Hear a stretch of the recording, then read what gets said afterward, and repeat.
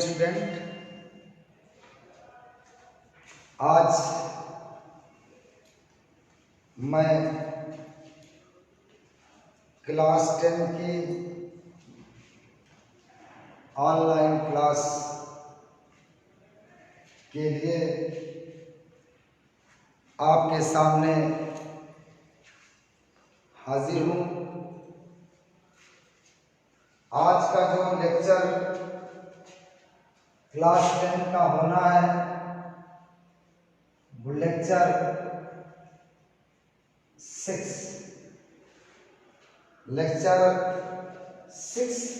होना है। टॉपिक्स आपको पता है, एसिड बेस और salt, acid base and salt, ये टॉपिक चल रहा था। और इसमें मैंने पिछले टर्म पे कुछ लवण जिनकी बनाने की विधि, उनके प्रॉपर्टी और उनके उपयोग, यूजेस के बारे में एक आर्टिकल था, उसको मैंने लिया था। उसी आर्टिकल में मैंने एक साल्ट आपको पढ़ाया था, ब्लीचिंग पाउडर। उसका डिटेल्स मैंने दिया था, बनाने की विधि कैसे बनेगा, एक दो केमिकल प्रॉपर्टी और उसका यूज, उसके जली विलयन में कौन कौन सारे होते हैं, उसका जली विलयन कैसा होता है, सारी चीजें मैंने बताया था। आज एक दूसरा साल्ट मैं लेता हूं, उसका नाम है plaster of Paris. Plaster of Paris,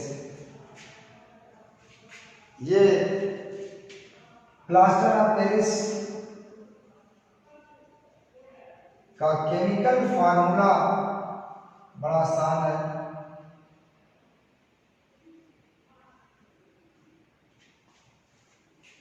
chemical formula calcium sulphate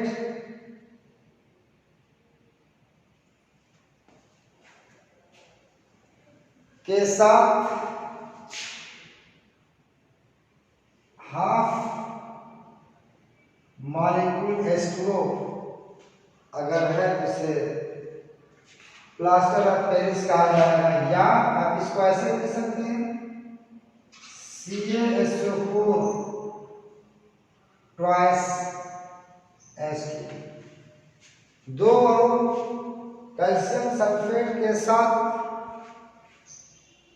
एक H2O यहाँ पे है, यानी वाटर और कैल्शियम सल्फेट का रिलेशन 1:2 होना चाहिए। 1:2। अगर कैल्शियम सल्फेट क्या मुख संख्या 1 है तो वाटर मॉलिक्यूल उसमें हाफ होना चाहिए। अगर ये 2 हो गया तो ये वाटर मॉलिक्यूल 2 का आधा 1 होता है। इसको और फॉर्म में भी आप कन्वर्ट कर सकते हैं। Okay, plaster of Paris chemical formula copper sulphate है, इसको हेमीहाइड्रेट, इसका रासायनिक नाम क्या होगा, कैल्शियम हेमीहाइड्रेट। हेमीहाइड्रेट, हेमी का मतलब आधा होता है, हाइड्रेट का मतलब वाटर होता है, ठीक है, हाफ मॉलिक्यूल वाटर। ओके, चलिए अब बनाने की विधि है, बड़ा आसान बनाने की विधि है, जिप्सम से बनाया जाता है। जिप्सम क्या है, calcium sulphate 2H2, calcium sulphate, gypsum.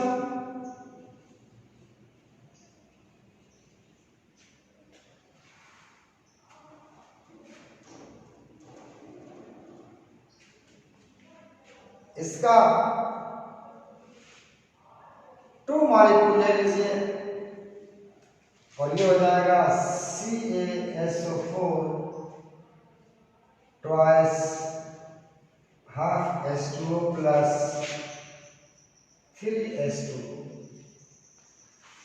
यानी कैल्शियम सल्फेट को जिप्सम को हीट किया जाता है तो प्लास्टर ऑफ पेरिस आपकी प्राप्त होती है, बनाने की विधि है। तो प्लास्टर ऑफ पेरिस कैसे बनाया था? जिप्सम से बनाया था। जिप्सम क्या है? कैल्शियम सल्फेट 2H2O, इसका 2 अणु मैंने ले लिया तो कैल्शियम सल्फेट देखिए 2 अणु हो गया, 2 गुना के 4 वाटर मॉलिक्यूल हो गया, 1 वाटर मॉलिक्यूल इसमें ले 3 वाटर मॉलिक्यूल बचा कि नहीं बचा? ठीक है, देखिए ओके। अब देखिए प्रॉपर्टी में लिखिए यह सफेद रंग का जल में और विलेय चूर्ण है। यह सफेद रंग का जल में और विलेय क्या चीज है? चूर्ण है। कैल्शियम सल्फेट, मैं अगर पूछूं कि इसका अम्लीय माध्यम कैसा होता है, इसका अम्लीय माध्यम जलीय विलयन कैसा होता है, तो ये जलीय विलयन निकालने के लिए मैंने कहा था कि किसी भी लवण का जलीय विलयन का माध्यम पूछा जाए उसका जल अपघटन कर लीजिए। जल अपघटन से आपको पता चल जाएगा कि उसका माध्यम अम्लीय है कि क्षारीय। वाटर के अणु भी क्या होंगे? वियोजित होंगे H प्लस आयन और OH माइनस आयन में। यहाँ पे 2 प्लस है तो 2 माइनस होना चाहिए, 2 क्योंकि रिएक्शन करेगा माइनस में बराबर होना चाहिए। ये इससे रिएक्शन करेगा कैल्शियम हाइड्रोक्साइड प्रबल क्षार बनाएगा, ये इससे रिएक्शन करेगा तो प्रबल अम्ल बनाएगा। दोनों आपके कैल्शियम सल्फेट और जो कैल्शियम आयन जो बनेगा ये कैल्शियम हाइड्रोक्साइड बनाएगा, H प्लस आयन SO4 से रिएक्शन करके H2SO4 बनाएगा। तो दोनों प्रबल है, जो क्षार बनेगा वो भी प्रबल है, जो अम्ल बना वो भी प्रबल है। इसलिए इसका जलीय विलयन क्या होता है? उदासीन होता है। कैसा होता है? इसका जलीय विलयन कैसा होता है? देखिए अभी काम में कि इसका जलीय विलयन उदासीन होता है। ठीक है, अब देखिए ताप का प्रभाव, प्रॉपर्टीज का ताप का प्रभाव है। CaSO4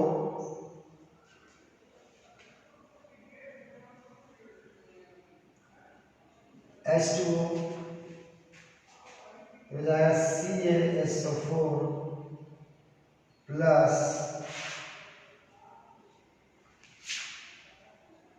हाफ H2O या 2 कर दीजिए हो जाएगा। इसको गर्म करने पर वाटर मॉलिक्यूल इसका क्या हो जाएगा? निकल जाएगा। ठीक है, अब अगली पानी के जल से क्रिया, कैल्शियम सल्फेट प्लस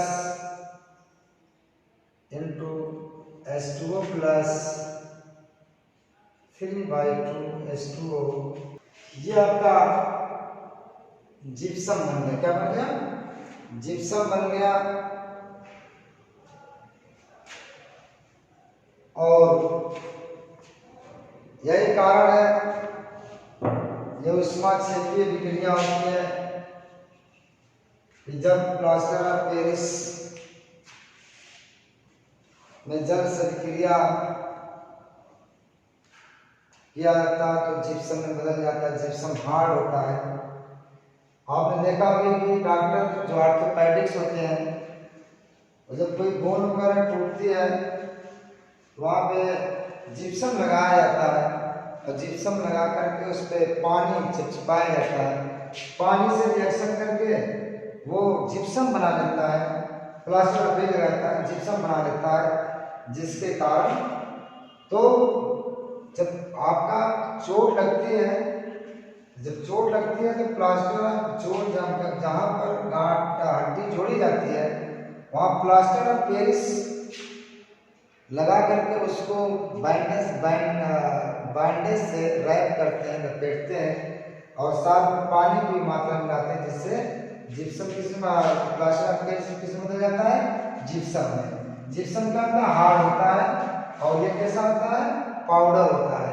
अब पाउडर किस बदल गया, हार्ड मटेरियल में, और हार्ड मटेरियल के कारण ये आर्गन को वहीं पे या बोन को अपनी जगह पे बनाए रखता है। ठीक है, अब इसका यूज लिख लीजिए, इसका यूज उपयोग लिख लीजिए। उपयोग लिखिए पहले पार्ट में कि यह हड्डियों को जोड़ने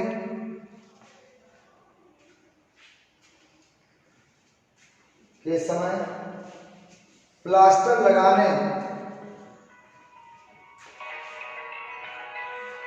के काम आता है, प्लास्टर लगाने के काम आता है। अगली बात में लीजिए, जिप्सम का निर्माण करता है। अगली बात लीजिए कि मूर्ति एवं खिलौने बनाए जाते हैं, इससे मूर्तियां एवं खिलौने बनाए जाते हैं। ओके, बात समझ में। अब ये आपका प्लास्टर ऑफ पेरिस हुआ। अगला शार्ट जो है वो फिटकरी है। फिटकरी एलम, एलम फिटकरी, इसका केमिकल नेम है K2SO4, Al2SO4 3s24 S2। K2SO4 Al2SO4 3s24 S2 ये पोटेशियम सल्फेट और एल्युमिनियम सल्फेट से बना द्विव लवण है। ये डबल साल्ट है और इसके क्रिस्टल में 24H2O क्या होते हैं, वाटर के मॉलिक्यूल उलझे रहते हैं। ओके, बात समझ आ गई। लिखिए इसमें फार्मूला, केमिकल फार्मूला।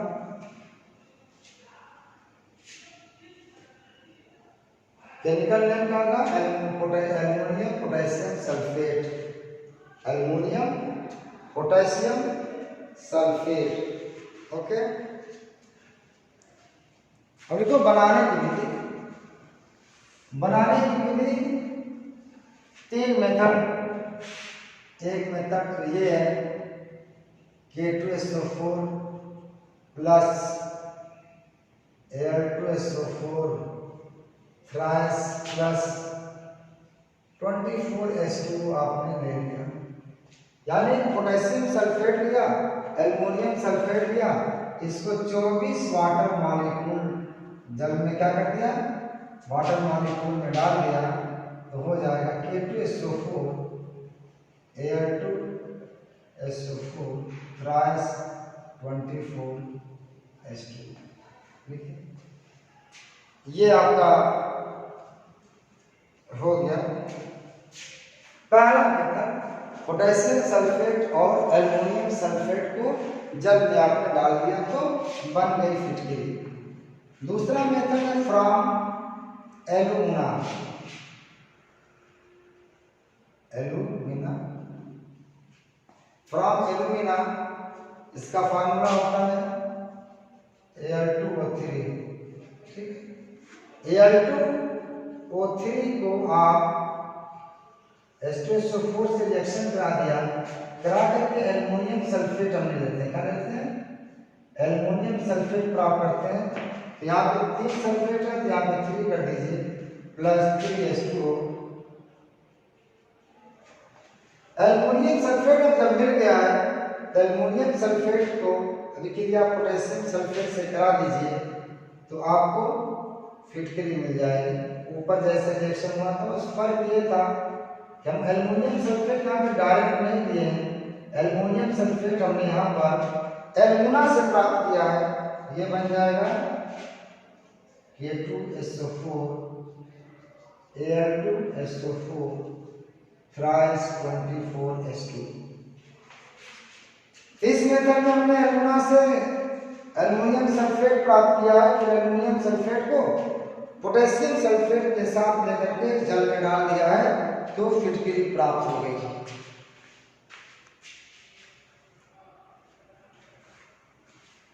ओके, बात समझ आ गई।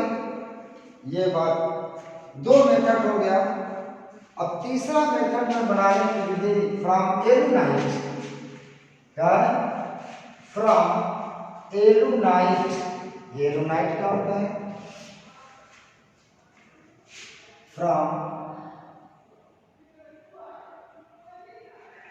From alunite K2SO4 rise 24 4 AlOH thrice. ये आपका एलुनाइट है। इसके विक्रिया H2SO4 से कराया जाएगा। किससे कराया जाएगा? H2SO4 से। K2SO4 Al2SO4 thrice 24H2O।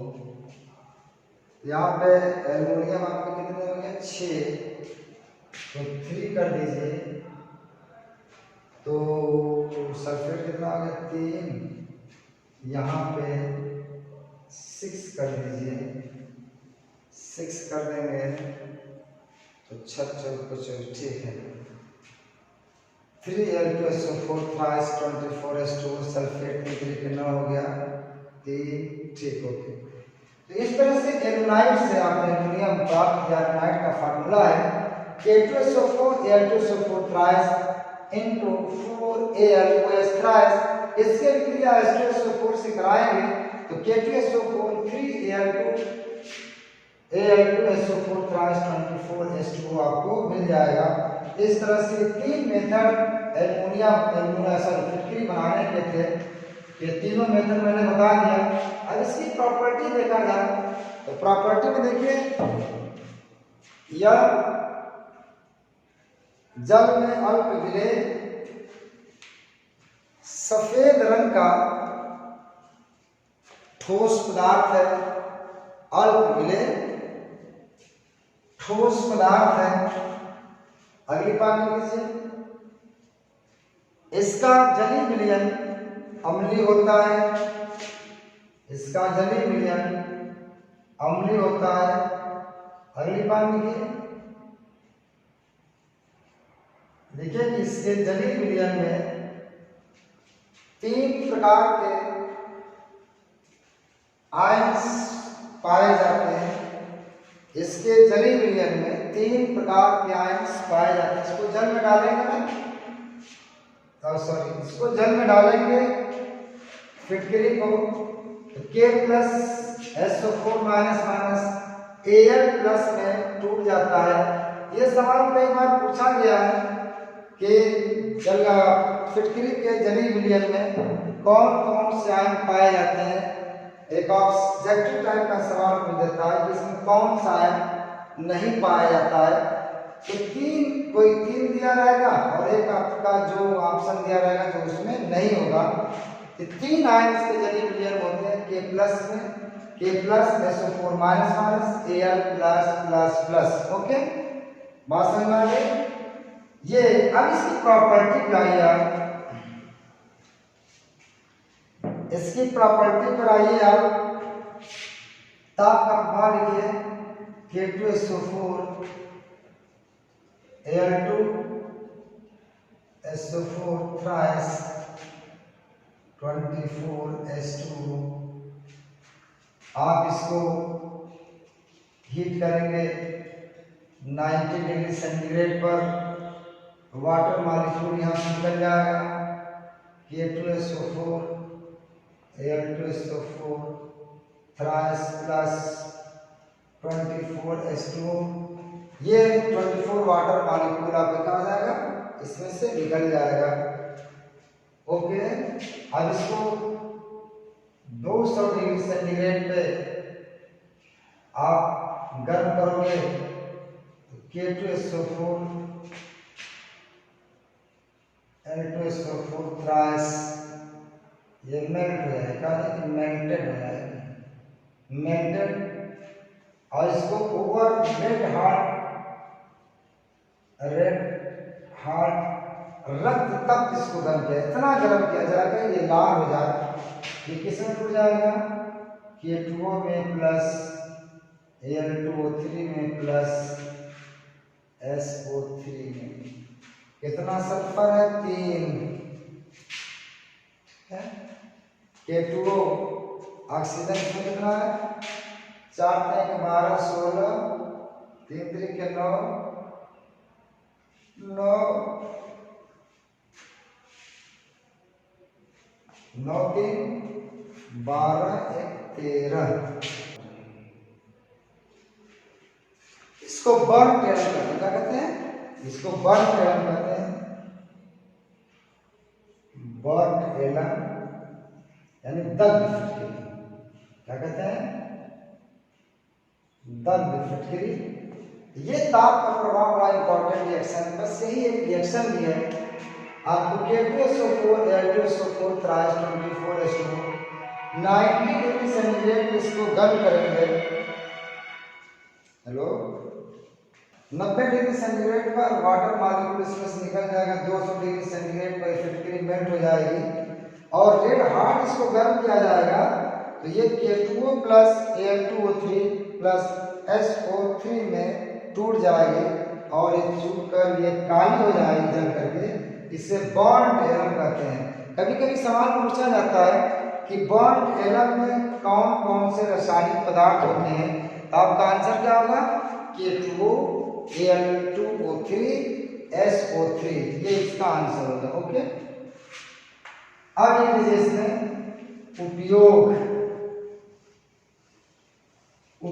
लिख लीजिए।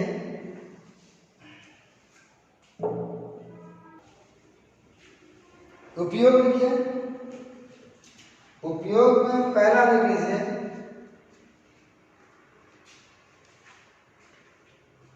कि रक्त का थक्का जमाने में,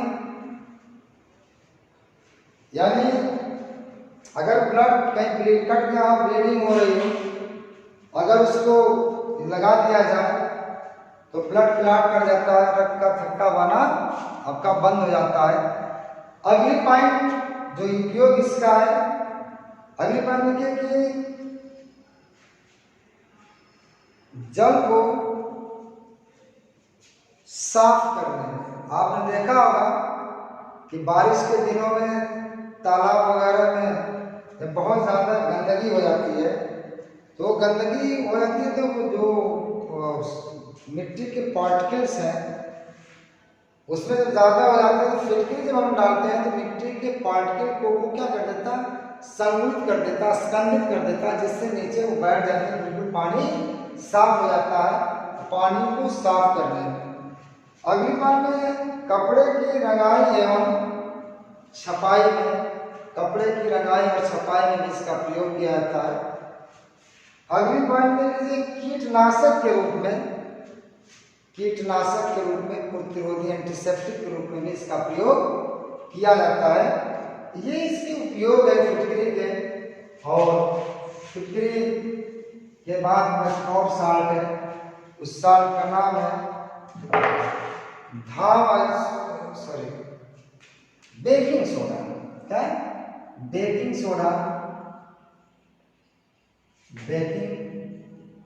सोडा। इसको कमर्शियल नेम भी इसका है, ये बेकिंग सोडा इसका नाम है। बेकिंग खाने वाला सोडा इसको कहा जाता है। केमिकल नेम जो है NaHCO3। सोडियम बाइकार्बोनेट इसका केमिकल नेम है। Sodium bicarbonate. अगर CO3 रहता तो केवल कार्बोनेट है, अगर CO3 के साथ H है ये बाइकार्बोनेट ग्रुप होता। क्या होता है? ये बाइकार्बोनेट है, जिसका नाम होगा सोडियम बाइकार्बोनेट। ओके, अब लिखिए इसमें बनाने की विधि।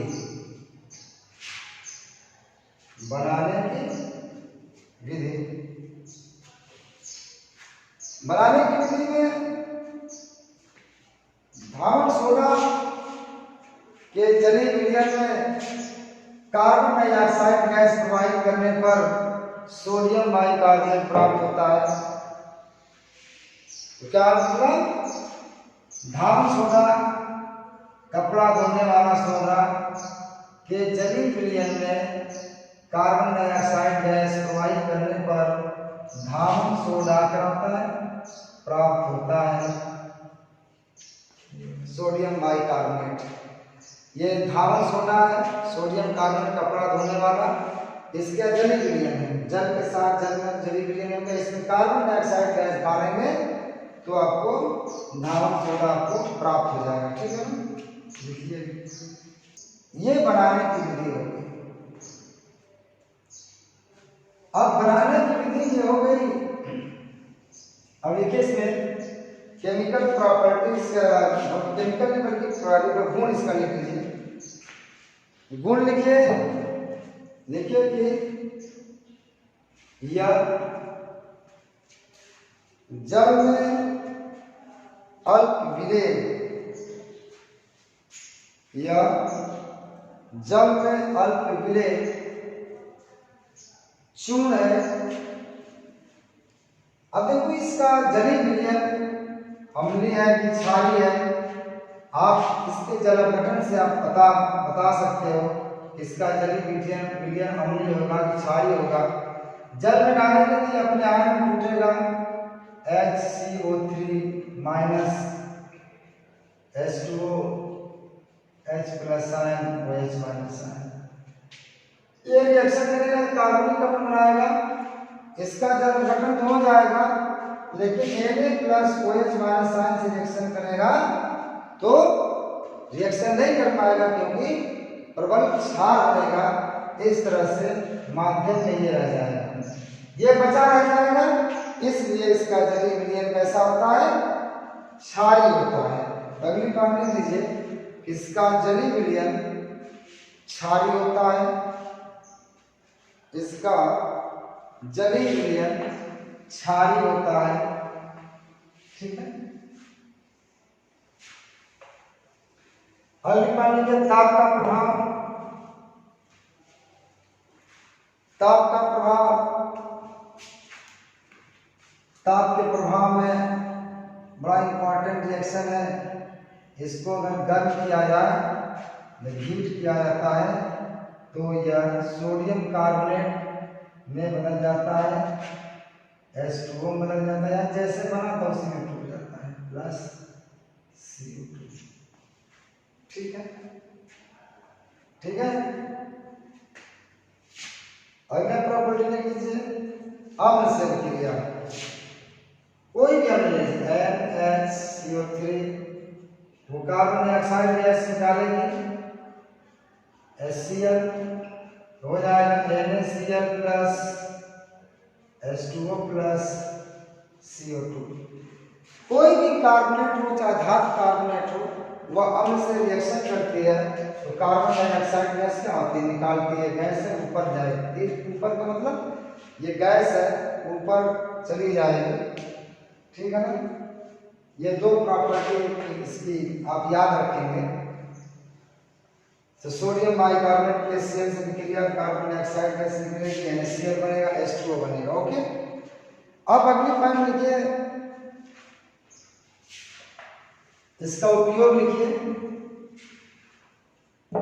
उपयोग में पहली पॉइंट लिखिए, यह अग्निशामक शामक के रूप में प्रयोग किया जाता है, या अग्निशामक के रूप में प्रयोग किया जाता है। इसको फायर एक्सटिंग्विशर कहते हैं, फायर एक्सटिंग्विशर, फायर एक्सटिंग्विशर यानी आग बुझाने वाला यंत्र। इसमें कार्बन डाइऑक्साइड गैस होती है और कार्बन डाइऑक्साइड एयर से भारी होती है, वो ऑक्सीजन को लेकर के बैठ जाती है, जिससे आग की बुझ जाती है, तो आग बुझाने में। ठीक है, अगली बात लीजिए, देखो कि बेकिंग प्रोडक्ट जैसे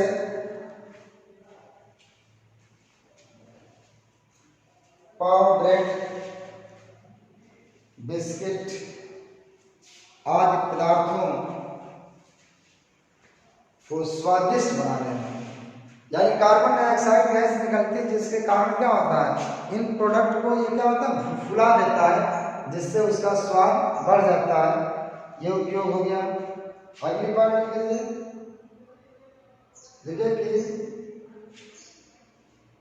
लिखिए कि यह शैंपेन, बियर और कोको कोला